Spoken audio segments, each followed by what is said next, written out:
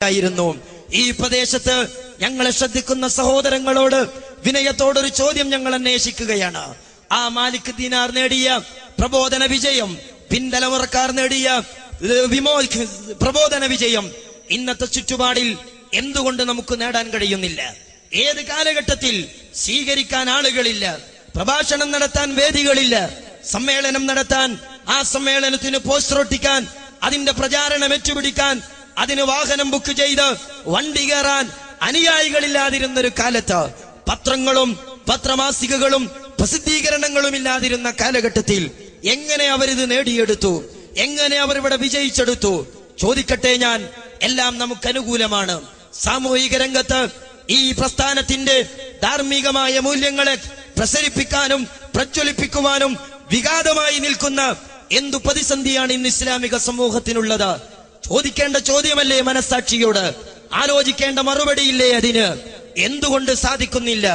അത് സമകാലിക മുസ്ലിം സമുദായം അഭിമുഖീകരിക്കുകയും അനുഭവിക്കുകയും ചെയ്യുന്ന അസ്തിത്വ പ്രതിസന്ധിയുടെയും അഗാധമായ ഒരു ദാരുണമായ സാംസ്കാരിക വിശ്വാസപരമായ അപജയത്തിന്റെയും കീറാമുട്ടികളെ നമുക്കവിടെ കണ്ടെത്താൻ കഴിയും. ആലോചിച്ചു നോക്കൂ നിങ്ങൾ. ആ ഒരു ദുരന്തത്തെക്കുറിച്ച്, ആ ഒരു വിഭാഗീയതയെക്കുറിച്ച്, ആ ഒരു വിഭൽസന്ധിയെക്കുറിച്ച് 14 നൂറ്റാണ്ട് മുമ്പ് മഹാനായ നബി കരീം സല്ലല്ലാഹു അലൈഹി വസല്ലം തങ്ങൾ അവിടുത്തെ പൂച്ചുണ്ടുകളെ കൊണ്ട് അവിടുത്തെ ഹൃദയങ്ങളിൽ വഹിയല്ലാതെ മറ്റൊന്നും തന്റെ നാവിലൂടെ പുറത്തു വരാത്ത സയ്യിദുനാ റസൂലുള്ളാഹി സല്ലല്ലാഹു അലൈഹി വസല്ലം തങ്ങൾ പറഞ്ഞു. എന്തേ പ്രവാചകൻ പറഞ്ഞത്? എന്റെ സമുദായം അഭിമുഖീകരിക്കാൻ പോകുന്ന ഒരു പ്രതിസന്ധിയെ കുറിച്ചാണ്.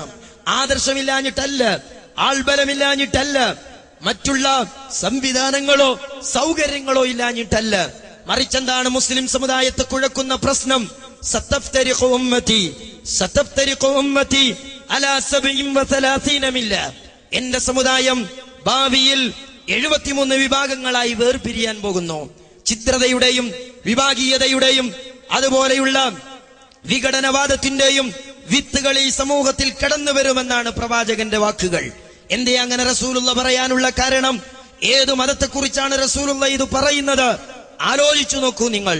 വാൾത്തലപ്പ് കൊണ്ട് മാത്രം സംസാരിച്ച ഔസിനെയും ഖസ്റജിനെയും ഒരേ ആദർശത്തിന്റെ, ഒരേ സന്ദേശത്തിന്റെ കയറിൽ കെട്ടിയിട്ട സയ്യിദുനാ റസൂലുള്ളാഹി, ആ റസൂലുള്ളാഹി സ്വല്ലല്ലാഹു അലൈഹി വസല്ലമ തങ്ങളല്ലേ പറയുന്നത് സമുദായത്തിന്റെ ഈ ഒരു ദുരന്തത്തെക്കുറിച്ച്? അത് കേൾക്കുമ്പോൾ നമ്മൾ ആലോചിക്കുന്ന ഒരു പ്രശ്നമുണ്ട്. സമകാലികമായ സമുദായത്തിന്റെ അകത്തളങ്ങളിൽ കടന്നു ചെന്നാൽ മാലിക് ദീനാറിന് ഒരു സന്ദേശമേ ഈ രാജ്യത്ത് പറയാനുണ്ടായിരുന്നുള്ളൂ. ആ പ്രബോധക സംഘം ഇസ്ലാമായി ഒന്നു മാത്രമേ ഇവിടെ കൈമാറിയിട്ടുള്ളൂ. അതുകൊണ്ട് തന്നെ ഇസ്ലാമിലേക്ക് കടന്നു വരുന്ന ഒരു നവാഗതന്, ഒരു പുതുമുസ്ലിമിന്, കൺവെർട്ട് ചെയ്യപ്പെടുന്ന ഒരു മനുഷ്യന് ആശങ്കകൾ ഉണ്ടായിരുന്നില്ല. ഇസ്ലാമിന്റെ കവാടത്തിലേക്ക് കൺവെർട്ട് ചെയ്യപ്പെടാൻ കാലെടുത്തു വെക്കുന്ന ഒരു മനുഷ്യൻ ആശങ്കയോടുകൂടെ തിരിച്ചു പോകുന്നു. എന്തേ കാരണം? ഇസ്ലാമിന്റെ നെയിം ബോർഡ് വെച്ചുകൊണ്ട് ആ ഇസ്ലാമിക സൗദത്തിന്റെ അകത്തളങ്ങളിൽ അനേകായിരം നെയിം ബോർഡുകളാണ് കാണുന്നത്. എല്ലാം ഖുർആനിന്റെയും ഹദീസിന്റെയും പേരിൽ, എല്ലാം ഇസ്ലാമിന്റെ പേരിൽ. ആ ഒരു ദുരന്തം തന്നെയാണ് ഇന്ന് ഇസ്ലാമിക സമൂഹം അഭിമുഖീകരിക്കുന്നത്. റസൂലുള്ള പറഞ്ഞു, അങ്ങനെ എന്റെ സമുദായം 73 വിഭാഗമാകുമ്പോൾ കുല്ലുഹും ഫിന്നാർ, കുല്ലുഹും ഫിന്നാർ, അവരൊക്കെയും നരകാവകാശികളാ.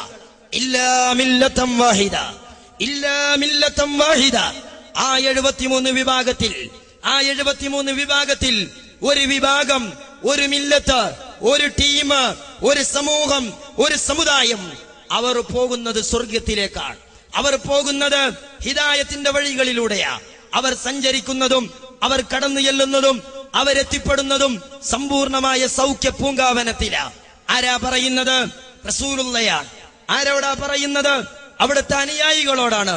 ആ വാക്ക് കേൾക്കുമ്പോൾ ആശങ്കയോടെ, ആശങ്കയോടെ അനുയായികൾ ചോദിച്ചുവത്രേ, അല്ലാഹുവിന്റെ റസൂലേ, മൻഹും യാ റസൂലല്ലാഹ്, മൻഹും യാ റസൂലല്ലാഹ്. ഈ ആദർശത്തിന്റെ പാർശ്വങ്ങൾ മുറുകെ പിടിച്ച 73 വിഭാഗമായി ഭിന്നിക്കുന്ന സമൂഹത്തിനിടയിൽ ആദർശത്തിന്റെ കരുത്തുമായി നിലകൊണ്ട് ആ വിഭൽസന്ധിയിൽ, ആ പ്രതിസന്ധി ഘട്ടത്തിൽ സ്വർഗം പോകുന്ന സൗഭാഗ്യവാന്മാരാരാണ് റസൂലേ? അള്ളാഹുവിന്റെ റസൂലിന്റെ ചോദ്യം നിങ്ങൾ ആലോചിക്ക്. നമ്മൾ ഈ ഒരു പ്രതിസന്ധിയെ ഇന്ന് അഭിമുഖീകരിക്കുന്നു. ആ ഒരു പ്രതിസന്ധിയോട് വിവിധങ്ങളായ രൂപത്തിലാണ് ഇന്ന് സമുദായം അഭിമുഖീകരിച്ചു കൊണ്ടിരിക്കുന്നത്. ചിലർ തീരുമാനിച്ചു എല്ലാം വയറ്റുപഴപ്പിനുള്ളതാ. മുമ്പ് ഒതായിലൊക്കെ മുസ്ലിയാക്കന്മാര് മാത്രമേ വയറ്റുപഴപ്പിന് വേണ്ടി കാര്യങ്ങൾ പറയാറുള്ളൂ. മുസ്ലിയാക്കന്മാരോതുന്ന ബുഖാരിയും മുസ്ലിയാക്കന്മാരോതുന്ന ഖുർആനും അവർ പറയുന്ന പാതിരാവയലും അവരോതുന്ന മൗലിദുകളും അവരോതുന്ന മന്ത്രിച്ചൂത്തുകളും അവരോതുന്ന ജിന്നുകഥയും അവർ പറയുന്ന പിശാച് കഥയുമൊക്കെ അവരുടെ വയറ്റുപഴപ്പിനും അവരുടെ കുടുംബം പോറ്റാനും അവരുടെ കുട്ടികളെ കെട്ടിക്കാനുമുള്ള മാമൂലുകളാണെന്ന് പലരെയും ചൊല്ലിപ്പഠിപ്പിച്ചിരുന്നു. അല്ലേ? മനസ്സാക്ഷിയോട് ചോദിക്കണം.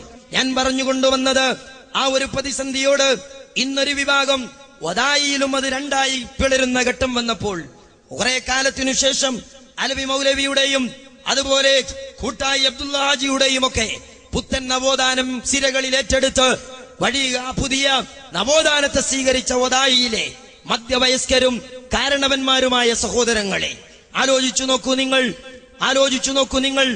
ഇന്ന് വദായിലും 2 ചിത്രതകൾ കടന്നു വന്നു. 2 അല്ല, വിവിധങ്ങളായ ഭിന്നതകൾ. ഒരു ആ പ്രസ്ഥാനം പിളരുമ്പോൾ 2ഓ 3ഓ അല്ല, തോന്നുന്നവർക്ക് തോന്നിയതൊക്കെ പറയാവുന്ന ഒരസ്തിത്വ പ്രതിസന്ധിയിലേക്ക് അത്തരം നവോത്ഥാനങ്ങൾ ഇന്ന് കടന്നു വന്നിരിക്കുകയാ. ഇൻഷാ അല്ലാഹ് ഞാൻ അതിലേക്ക് വരുന്നു. ഞാൻ പറഞ്ഞത് ഒരു വിഭാഗം ഈ പ്രതിസന്ധിയെ നോക്കിക്കാണുന്നത് എല്ലാം പിഴവെന്നാണ്. എല്ലാം സ്വന്തം കാര്യത്തിന്, അങ്ങനെ സ്വന്തം കാര്യത്തിന് വേണ്ടി സംഘടിച്ച സംഘടനകളിൽ നിന്ന് സ്വന്തമായി വിമോചനം നേടാൻ പലരും ശ്രമിക്കുകയാ. ചിലർ പറയുന്നു നമ്മുടെ തലക്ക് യോജിച്ചത്, നമ്മുടെ ബുദ്ധിക്ക് യോജിച്ചത് അതുമാത്രം എടുക്കാം, ഒരു ഗ്രൂപ്പിനെയും നമുക്ക് സ്വീകാര്യമല്ല എന്ന് പറയുന്നിടത്ത് ഈ സമുദായത്തിൽ ഒരു വിഭാഗമുണ്ട്. മറുവിഭാഗം ആളുകൾ ആരാണ്? സമുദായത്തിലെ വിവിധങ്ങളായ സംഘടനകളിലേക്ക് ഓഹരി വെക്കപ്പെടുകയും അതുപോലെ അംശയിക്കപ്പെടുകയും അങ്ങനെ അവരവരുടേതായ സാമ്രാജ്യത്വത്തിലും അവരുടേതായ താവളങ്ങളിലും അവരുടേതായ ലോകത്തും വിരാജിക്കുന്ന പല സഹോദരന്മാരും. അങ്ങനെ രണ്ടാമത്തെ ഒരു വിഭാഗം. മൂന്നാമത്തെ വിഭാഗം ആളുകൾ ആരാണ്?